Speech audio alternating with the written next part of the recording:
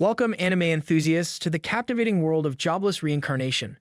Follow Rudius Greyrat, a man reborn in a fantasy realm, armed with memories of his past life. Guided by Roxy, he explores magic and seeks redemption. Joined by loyal companions, Eris and Rudyard, they face monsters, unravel secrets, and embark on an emotionally charged journey of growth. Will Rudius seize his second chance to build a better life?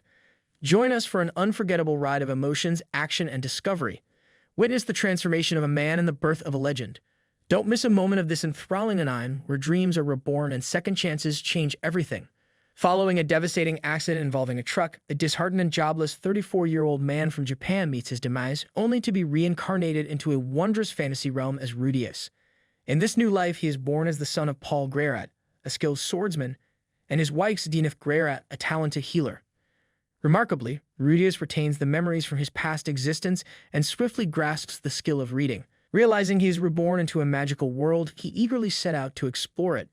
He learns to read the magic book and spell letters with his father's help. Within a year, he is able to cast simple spells like creating a water ball without incantations, even though the magic book states that you need either a magic cycle or an incantation in order to cast magic. He practices and practices, and after some time, he makes the water ball fly. Eventually, Rudius manages to cast more complex spells, accidentally destroying a wall in the process. Rudius' parents seek the assistance of Roxy Megurdia, a seasoned adventurer, to mentor him in the art of magic. Feeling utterly disappointed at being asked to teach a toddler, Roxy doubts if the child would even grasp the concept of magic. Reluctantly, she agrees to put the child's magical abilities to the test. Roxy explains the 3 types of magic: attack, healing, and summoning, each divided into 7 ranks: beginner, intermediate, advanced, saint, king, emperor, and god. After this brief introduction to the theory of magic, Roxy gives Rudius a spell to try. To her surprise, her doubts quickly dissipate as she witnesses Rudius' remarkable ability to effortlessly cast spells. Recognizing his immense talent, the Greyrat family warmly welcomes Roxy, and they celebrate her presence with a joyous party. During this gathering, Rudius makes a solemn pledge to dedicate himself fully and make the most of this second chance at a happy and fulfilling life. He vows to put forth an earnest effort to improve and make his mark in this new world. Lost in his thoughts about his previous life, Rudius reflects on his expulsion from home and the tragic encounter with a truck that led to his demise, all while he courageously attempted to save a group of teenagers. One evening, Roxy educates him about spirits and demons, cautioning Rudius to avoid the demons of the super tribe at all costs. She explains that these demons can be recognized by their green hair and a third eye resembling a red crystal on their foreheads. These demons are notorious for brutally slaughtering both friend and foe alike. As the months pass, he diligently trains and studies the magical arts under Roxy's guidance. His magic improves, but his swordplay lags behind. Roxy tells him about the Magic University and advises him to go there if he wants to continue the path of magic. On his 5th birthday, Rudius receives various gifts, including a book about herbs and plants, a sword, and a wand for beginners. Roxy apologizes for not giving him the wand sooner, as he could perform magic without one from the beginning. Roxy reveals that she has imparted all the knowledge she can and declares that it is time for Rudius to undergo his graduation examination. The next day, Rudius sets out on a journey beyond the confines of his home, his anxiety mingling with the lingering trauma from his past, where he endured severe bullying and withdrew from the world. Despite his inner turmoil, he experiences a newfound realization when he observes how Roxy seamlessly assimilates into the village despite facing prejudices due to her foreign appearance. This observation ignites a wellspring of hope within him. As the examination unfolds, Rudius musters his courage and skillfully summons forth a massive thunderstorm, showcasing his progress in the magical arts. Acknowledging his remarkable growth, Roxy delivers the joyful news that he has passed the test. With the end of the examination, Rudius embraces the sense of achievement and eagerly anticipates the adventures that lie ahead. Roxy departs to continue her own journey. Rudius expresses heartfelt gratitude for all the things she has done for him. Freed from the shackles of fear with Roxy's guidance, Rudius wholeheartedly embraces the joy of playing outdoors alone. During one of his outings, he comes across a half-elf child named Sylphi being harassed by a group of bullies. In a courageous act, Rudius intervenes and rescues and helps the bully boy, who has green hair but no third eye, sparking an instant connection between them. They quickly become fast friends, and Rudius takes it upon himself to teach Sylphi the ways of magic.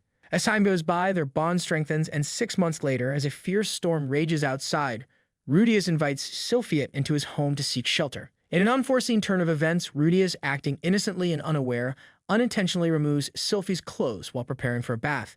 To his shock, he realizes that Sylphi is, in fact, a girl, and her actual name is Sylphite. Overwhelmed with guilt, Rudius offers his sincere apologies, but she evades his presence, leaving him feeling deeply saddened.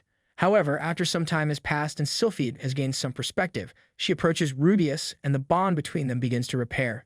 Filled with determination, Rudius resolves to cherish this newfound friendship, recognizing it as the first meaningful connection he has formed in his new life. The Greyer family is overjoyed when they discover that Zenith is once again pregnant. However, their happiness is shattered by a shocking revelation from their maid, Lilia. It comes to light that Lilia had engaged in an affair with Paul and is now carrying his child. Rudius, while feeling anger and concern for Lilia's well-being, orchestrates a plan to shield her from the potential consequences of her actions. Despite being aware that Lilia had seduced his father, Rudius persuades Zenith to forgive her. As a result of Rudius' efforts, Paul selflessly accepts the blame, which earns Rudius the gratitude and unwavering loyalty of Lilia. This changes Lilia's behavior towards Rudius. They spend more time together now as she no longer believes him to be possessed, seeing him as just another noble she used to serve as a maid. In time, Zenith and Lilia give birth to two precious girls, Norn and Aisha, adding to the Greyer family's joy and love. Meanwhile, the idea of going to school lingers in Rudius' mind. Though Paul suggests he doesn't need school since he's already well-educated, Rudius still desires to attend to learn more and improve his magic. A letter from Roxy arrives, revealing her whereabouts and achievements. She advises Rudius to enroll in the Magic University if he ever feels stuck. Encouraged by her letter, Rudius decides to enroll in university with Sylphi, hoping to learn more magic. Rudius asks Paul for financial help, but due to their financial situation, Paul is unable to assist. However, Paul helps Rudius find a job and soon a carriage arrives at their house. However, recognizing that Rudius' deep attachment to Sylphi may impede his personal growth, his parents are faced with a difficult decision. After much consideration, they decide to separate the two friends. With heavy hearts, they entrust their son's care to an old family friend, Ghislaine, a beast woman. The day of their departure from the village arrives, and without much explanation, Ghislaine knocks Rudius unconscious, and when he wakes up, he finds himself in the carriage with her. Together, they set off on their journey to the Magic University, leaving behind their old life. Ghislaine takes on the responsibility of guiding Rudius as they journey together. Along the way, Rudius reads a letter from his father, Paul. The heartfelt message reveals that his father has arranged a tutoring position for him, which will enable him to fund both his and Sylphi's education. However, Paul is also mindful of the potential hindrance of Rudius' deep attachment to Sylphi. As a result, he sternly prohibits Rudius from returning home or meeting her for the next 5 years. In the bustling city of Ro, Rudius comes face to face with his employer, Philip Boris Greyer, the mayor, and his father's cousin. Rudius' assignment is to educate Philip's daughter, Eris.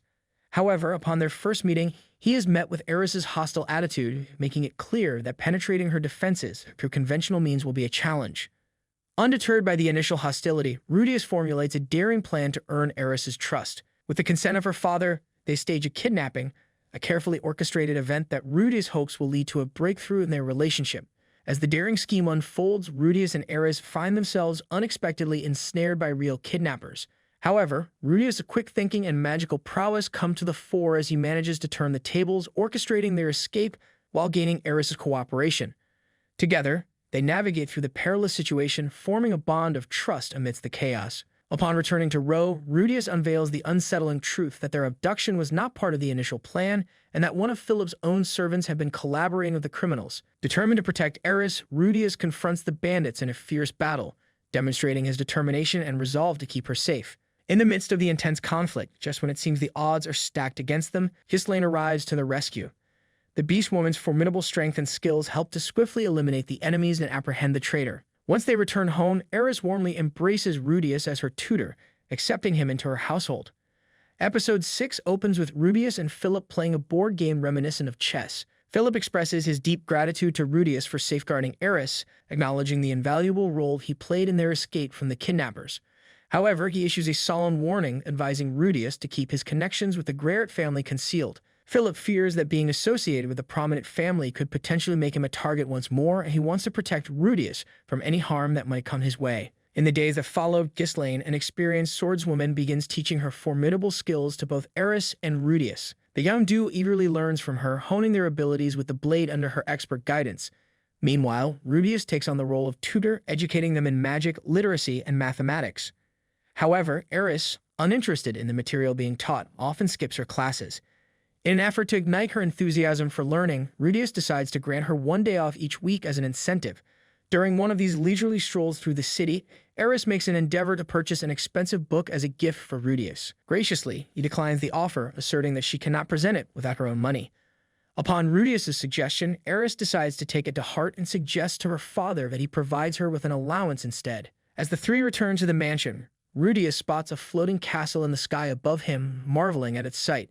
However, the others seem unimpressed, and Eris explains that it's the floating castle of Perilous, one of the three heroes who defeated the demon god, Laplace. In the year 414, the calendar was created to honor Perilous' victory over Laplace. Time passes, and Eris uses her allowance to purchase and give Rudius the potion he was looking at in the market. When she asks him what it's for, he becomes flustered and attempts to run away, accidentally breaking the potion in the process. Iris then scolds him, insisting that he reveal the information she seeks. As Eris's 10th birthday celebration draws near, Rudius acknowledges the significance of her dance performance. Understanding the importance of this event, he selflessly allows her dance teacher to borrow some of his allocated tutoring time. This sacrifice enables Eris to refine her dancing skills and prepare for the performance. With the newfound free time, Rudius decides to embark on the study of various languages, seeking to broaden his knowledge and skills. While he diligently pursues his linguistic endeavors, Eris struggles to make significant progress in her dancing, leading her to contemplate giving up. However, Rudius proves to be an unwavering source of encouragement for her. Encouraging her to persevere, Rudius takes on an active role in assisting Eris with her dance lessons. Meanwhile, he continues to hone his proficiency in foreign languages under the guidance of Ghislaine and Roxy. Despite their efforts, Eris's progress in dancing remains minimal. As the day of her birthday party approaches, she becomes increasingly anxious, feeling unable to meet the expectations of dancing with a noble partner. Stepping forward with determination, Rudius offers himself as Eris's dance partner. He imparts instructions to her, directing her to infuse her dance moves with the grace and fluidity of her fighting prowess. The unorthodox approach proves to be a success as they manage to dance together, displaying a unique and captivating performance that leaves the audience in awe. Following the joyous celebration, Rudius encounters Eris's grandfather, Soros. As they converse, an ominous spectacle captures Sora's attention, a mysterious ball of light hovering in the sky. 2 years pass, and Eris, along with her family, organizes a birthday celebration for Rudius. Though appreciative of the gesture, Rudius is disheartened by the absence of his own family, who cannot attend due to the escalating monster threat across the country. Despite this, he tries to enjoy the festivities with Eris and her family. During the celebration, as a special gift, Rudius is presented with a high-quality magic staff. Philip, Eris's father, takes the opportunity to express his desire for Rudius to marry Eris and eventually become his successor. However, Rudius does not agree with Philip's plan. Later that evening, Rudius, overwhelmed by emotions, makes an inappropriate advance towards Eris, but she firmly shoves him away. Recognizing that he crossed a boundary, Rudius sincerely apologizes to Eris, who, after some contemplation, forgives him. Iris tells Rudius to wait 5 more years before they can sleep together. Later, it is revealed that Sylphi made a pendant for Rudius' 10th birthday, which Lilia promises to send in a package. During the conversation, Lilia and Sylphi talk about Rudius going to war and how it was a difficult decision, but turned out to be a good one. As a few days pass, a massive cloud brimming with mana suddenly materializes in the sky, capturing the attention of all who witness it.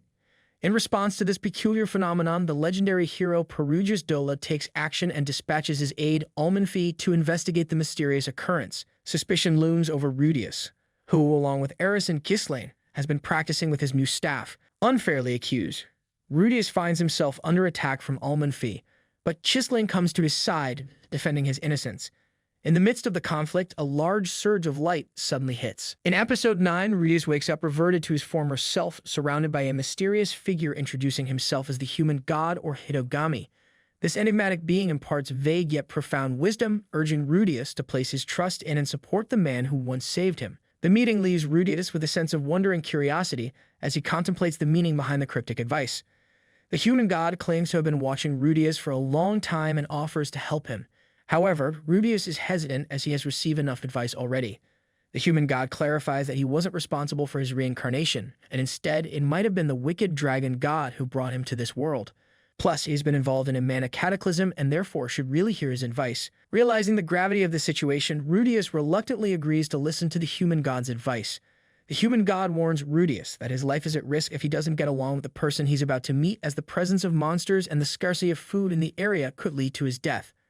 Upon awakening, Rudius finds himself back in his present body, but to his surprise, he realizes that both he and Eris are stranded in the treacherous depths of the demon continent. Their salvation comes in the form of Rudyard Superdia, a member of the feared Supered race. Rudyard extends a compassionate hand, vowing to ensure their safe return home. Under his guidance, Rudius and Eris are led to a nearby village, which happens to be the birthplace of Roxy. There they meet Roxy's parents and spend some time in the village. During their stay, Rudius learns of Rudyard's tragic story.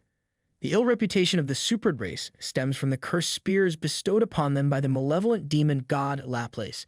These sinister artifacts transformed the Supered into mindless instruments of murder. Rudyard carries one such spear, which once belonged to his son. In a moment of madness, Rudyard killed his own son, breaking free from the spear's possession. Touched by Rudyard's unwavering resolve to redeem his people's name, Rudius decides to join him in his quest. With Eris by their side, the trio embarks on a journey to get Eris and Rudius back home. Outside the city of Rikarisu, Rudius, Eris, and Rudyard are mindful of the potential complications Rudyard's presence may cause. In order to ensure his entry into the city, Rudius devises a plan. He dyes Rudyard's hair and presents him as a member of the Magurdia tribe. With this disguise, the trio establishes themselves as an official group of adventurers. However, their novice status as adventurers poses a hurdle to their financial situation, as they can't take on more lucrative quests that would allow them to make ends meet. Under the guidance of the human god, Rudius takes on a seemingly inconspicuous quest to search for a lost pet. Little did they know that this seemingly straightforward task would take an unexpected turn. As they delve deeper into the quest, they encounter a group of shady adventurers who have been kidnapping pets to claim the rewards for their return. A battle ensues, and in the aftermath, Rudius and his companions emerge victorious. Rudius seeks to gather information from the defeated kidnappers, but as he approaches one of them, he finds himself suddenly attacked. Instantly, Rudyard retaliates swiftly, ending the assailant's life. Disapproving of Rudyard's ruthless action, Rudius criticizes him and establishes a firm rule that killing is to be done only as a last resort in cases of self-defense. Using the higher rank held by the defeated kidnappers to their advantage, Rudius and his companions seize the opportunity to undertake more lucrative and rewarding quests. Their successful exploits and skillful approach gradually enhance the party's reputation, gaining recognition among the people of Rikarisu and fellow adventurers alike. As their name spreads, doors to greater opportunities start opening before them. Following the mana surge of Atoa, Roxy sets out on a quest to gather news about Rudius and his family.